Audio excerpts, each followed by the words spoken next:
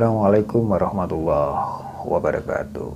Selamat malam untuk semua sahabat-sahabatku. Kali ini Elvaris General hadir kembali untuk berbagi pengetahuan dengan semua sahabat-sahabatku. Masih tetap membahas masalah jumlah lilitan dalam satu volt. Kalau yang kemarin sudah dijelaskan bagaimana menghitung, video sebelum ini bagaimana menghitung jumlah lilitan dalam satu volt untuk pembuatan trafo donat ya. Kali ini Elvaris akan memberikan satu rumus lagi yang barangkali bisa dibuat perbandingan, hasilnya sama tapi kecepatan untuk menghitungnya tidak sama karena elemen yang satu unsur rumusnya tidak sama dengan yang lain. Nah, nanti para sahabat bisa memilih rumus mana yang dipakai untuk bisa menghitung jumlah lilitan dalam satu volt.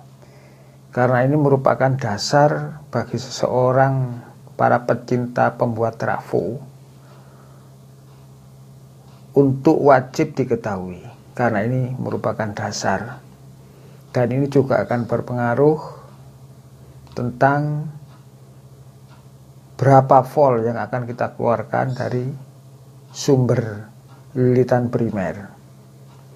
Yang kedua, nanti ada semacam relcon untuk melihat dan menghitung secara nyata berapa lilitan yang harus digunakan untuk bisa memperoleh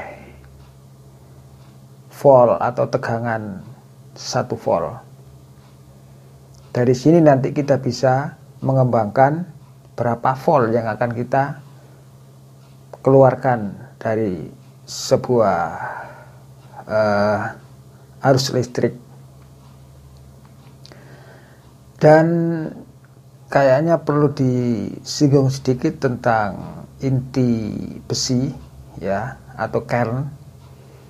Itu ada yang bertanya tentang bagaimana kalau seng itu bisa dipakai. Bisa, tetapi secara elektromagnetik, karena arus listrik ini adalah masuk bagian gelombang elektromagnetik, akan berpengaruh bagaimana gelombang magnet itu akan bekerja.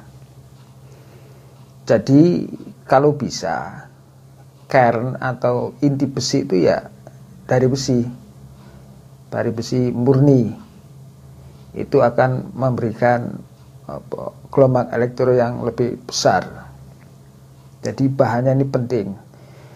Tapi secara pabrikan memang sudah ada pencampuran antara silikon, inti besi, dan baja. Yang sebenarnya fungsi dari baja dan silikon ini adalah untuk menyetabilkan gelombang elektromagnetik. Jadi bisa stabil. Di samping itu, untuk memperoleh arus yang besar perlu adanya lilitan kawat yang bagus, yang murni, tembaga.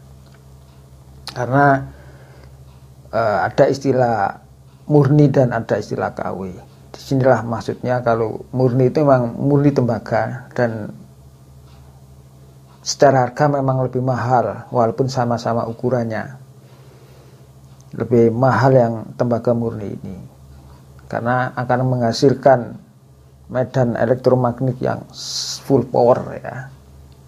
Beda dengan yang setengah-setengah, yang KW ya. Jadi ada semacam resistor penghambat untuk bisa mengalirkan gelombang elektromagnetik. Itu saja yang bisa Elvaris sampaikan untuk buat sahabat-sahabat semua, para pecinta trafo ya. Mari kita ikuti penjelasannya lebih lanjut dan semoga bisa dipraktekkan. Yang penting jangan lupa like, share, dan subscribe. Oke, kita ikut saja. Go. Oke, pembahasannya kita lanjutkan. Kali ini kita tampilkan dua gambar toroid ya.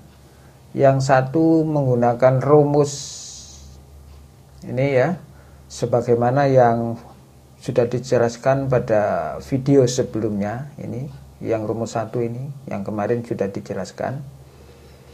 Kemudian di sini juga ada rumus 2. Ini rumus yang baru yang bisa dipakai untuk menghitung jumlah lilitan dalam satu volt. Kemudian ini ada gambar lagi, ini yang kecil ini untuk nanti dihitung secara nyata rekonnya kayak apa. Oke, sedikit diulas ya tentang rumus 1 ya. Oke, kita zoom dulu sebentar biar lebih jelas di layar. Oke. Dalam rumus 1 ini, di gambar ini diketahui ini ya, lebar lingkaran bagian luar adalah 12 cm. Kemudian ada lingkaran bagian dalam ini ya, ini diketahui nilainya 8,3 cm. Kemudian ini tingginya diketahui punya nilai 5,3 cm. Oke, pelan-pelan kita masukkan ke dalam hitungan rumusnya ya. Oke, dimasukkan angkanya dulu. Diketahui lingkaran luar LL sama dengan 12 cm. Kemudian lingkaran dalam sama dengan 8,3 cm. Sedangkan tingginya T sama dengan 5,3 cm. Kita masukkan lagi ke dalam rumusnya ya. Lingkaran luar 12 tadi nilainya dikurangi lingkaran dalam, yaitu nilainya tadi 8,3, hasilnya sama dengan, jadi 12 dikurang 8,3 hasilnya sama dengan 3,7 dikalikan tinggi yang tadi nilainya sudah diketahui 5,3. Hasilnya dari perkalian ini sama tinggi, yaitu sama dengan 49. Kemudian dibagi 2 sama dengan 19,61 cm. Kemudian kita masukkan lagi ke dalam rumus 50 Hz. Kalau yang kemarin ini adalah merupakan gelombang arus listrik dalam per detik ya. Dibagi ini hasilnya dibagi 19,61 cm sama dengan 2,54. Lalu dikalikan tegangan listrik PLN, yaitu 220. Hasilnya sama dengan 558,8 lilitan. 558,8 lilitan dari lilitan primer ini, jumlah lilitan primer ini masih lagi dibagi 220 volt PLN. Hasilnya sama dengan 2,54 lilitan. Jadi dalam 1 volt sama dengan 2,54 gulungan kawat email, atau dalam 2,54 gulungan kawat email akan menghasilkan tegangan sebesar 1 volt. Oke ya. Ini sampai di sini dulu rumusnya.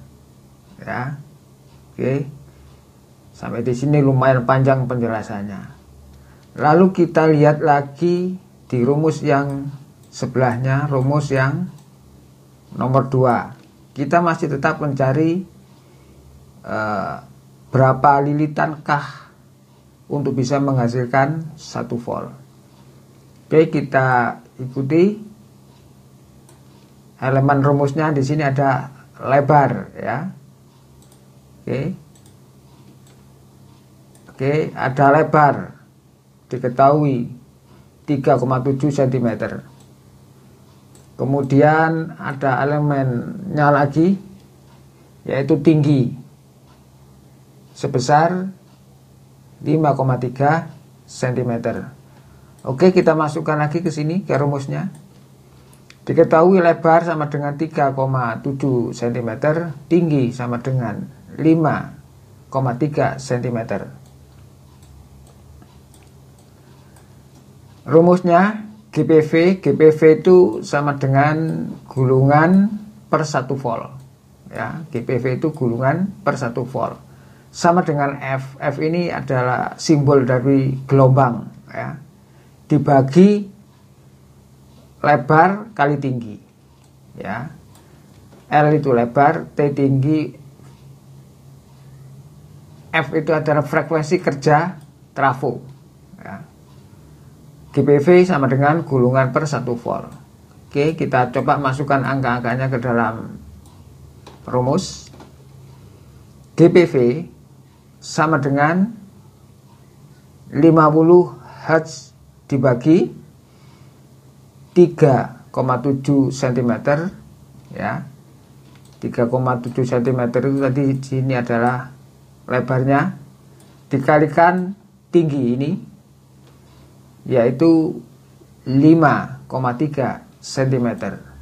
Oke, kita hitung dulu yang di dalam kurung. Kita turunkan hasilnya. 3,7 cm dikalikan 5,3 cm, hasilnya ada 19,61. Oke, kita turunkan ini angka bilangan Hertz-nya ini, frekuensi PLN-nya, trafo ya, hasil yaitu 50 dibagi 19,61. Hasilnya sama dengan 2,54. Oke. Jadi dalam 1 volt itu membutuhkan 2,54 gulungan kawat email. Oke ya. 1 volt membutuhkan 2,54. Ini di rumus yang kedua. Kita lihat di rumus yang pertama tadi yang penjelasannya panjang ya. Ya. 1 volt sama dengan 2,54 gulungan kawat email. Oke. Jadi dua rumus ini menghasilkan nilai yang sama ya. Ini 1 volt membutuhkan 2,54 gulungan kawat email, sama dengan rumus yang pertama. 1 volt sama dengan 2,54 gulungan kawat email, sama.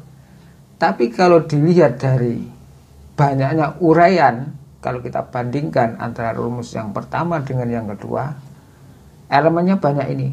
Yang pertama ini ya, banyak ini.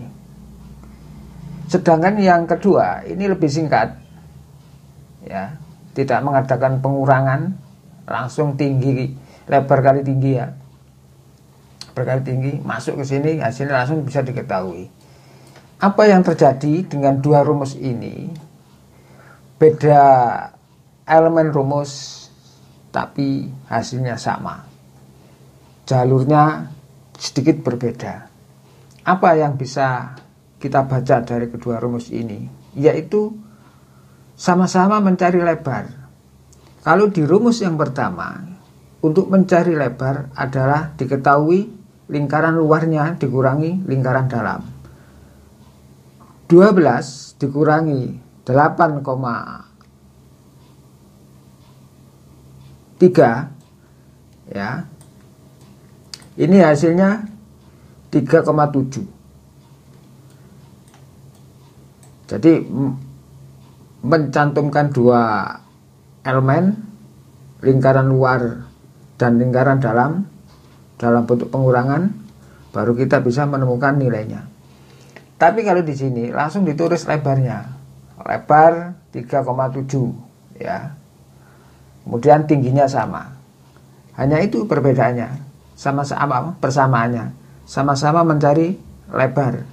Hanya saja ini langsung lebarnya. Kalau ini mencari lebar harus mencari dulu luas lingkaran bagian luar dan lingkaran bagian dalam.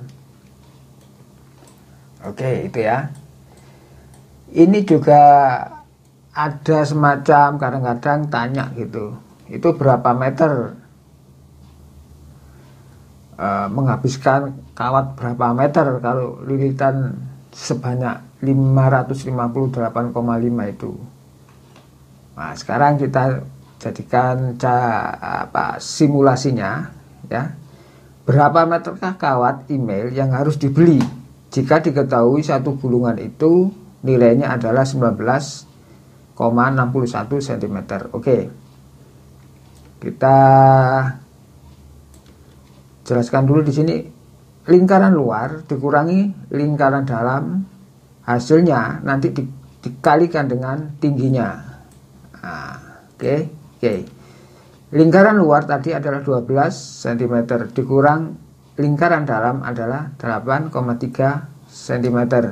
Dikalikan tingginya yaitu 5,3. Hasilnya sama dengan 19,61 dikalikan jumlah lilitan ini 558,8.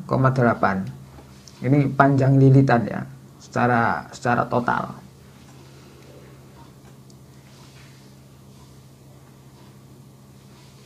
(19,61) ya dikalikan 558,8 itu menghasilkan angka ini 10.958 sekian. Karena kita mau mencari ukuran meter, maka senti ini harus dijadikan meter dulu, yaitu dibagi 100 cm. Karena 1 meter itu sama dengan 100 cm. Oke, 10.958 sekian ini dibagi 100, hasilnya ada 109,580 meter. Ini jadi lilitan sebanyak ini kalau ditanya meternya adalah 109,580 meter. Lumayan panjang.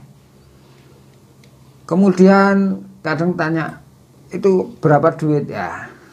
Kalau berapa duit itu harganya di masing-masing daerah jelas berbeda dan fluktuatif ya. Oke, kita coba untuk menghitung mereka-reka saja. Berapakah uang yang harus dikeluarkan untuk membeli kawat email sepanjang ini 109,580 ya meter ini. Jika harga per meternya adalah 3.000, sehingga dihasilkan perhitungan rumus panjang kawat dikalikan harga satuan sama dengan 109.000 ya.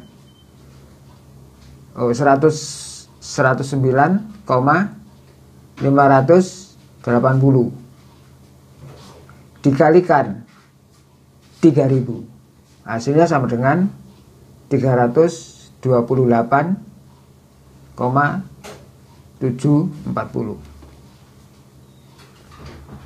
Oke. Ini jadi untuk membuat trafo dengan panjang meter sekian, kalau harganya 3000 per kilonya, per meternya, akan mengeluarkan duit sekitar 328.740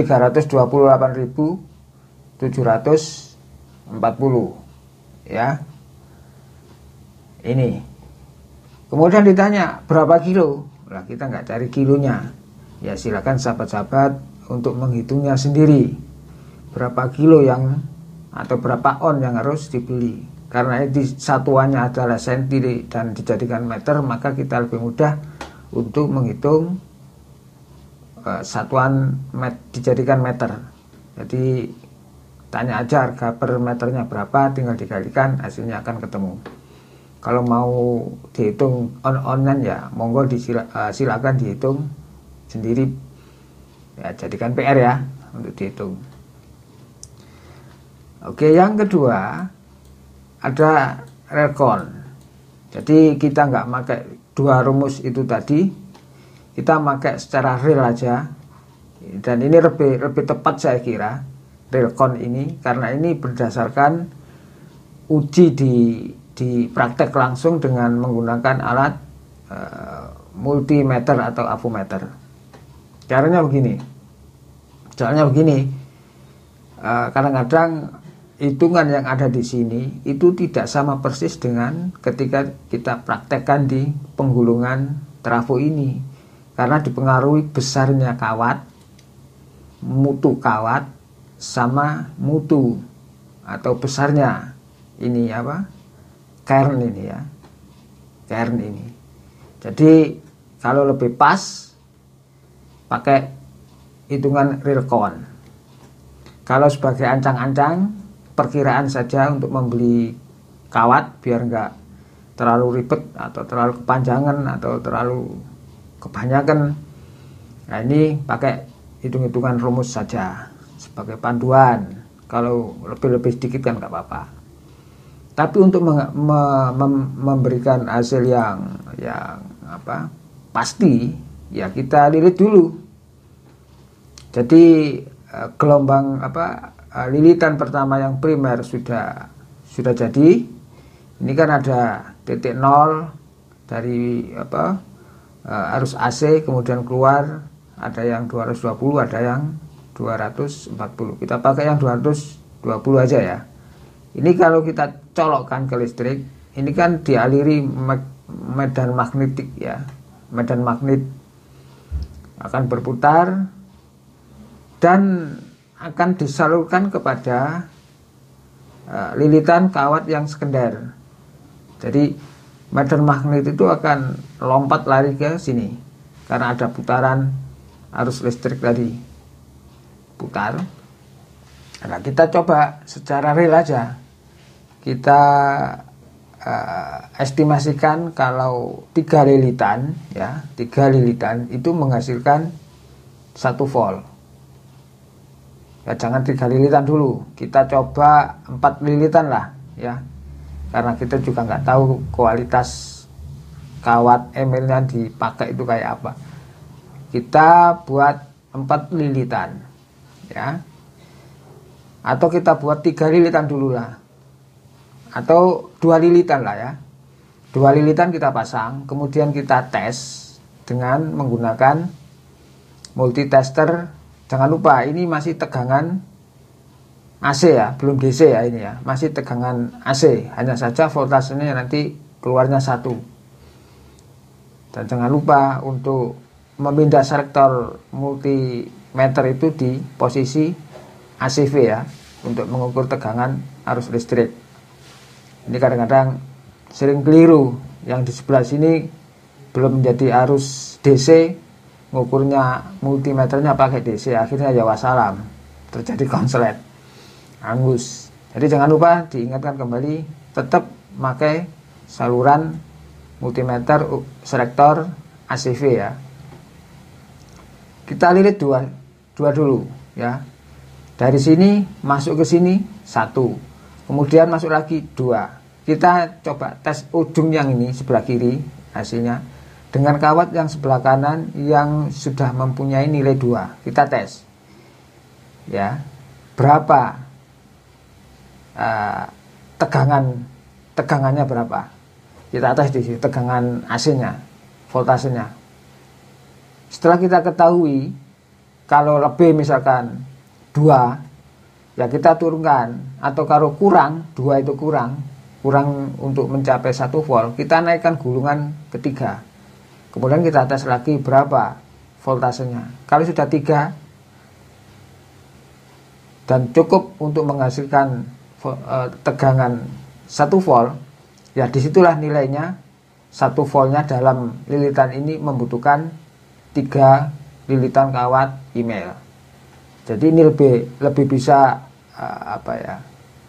lebih bisa mendekati kebenaran karena kita langsung menguji setelah terbentuk lilitan pertama dengan bahan yang sudah kita pakai ini. Jadi lebih tepat gitu ya. Jadi kalau ditanya rumusnya nggak tepat, ya bukan rumusnya yang nggak tepat, karena bahannya itu kan beda-beda. Bahan care-nya itu kan kadang kualitasnya ada yang menggunakan gulungan seng, dibakar macam-macam.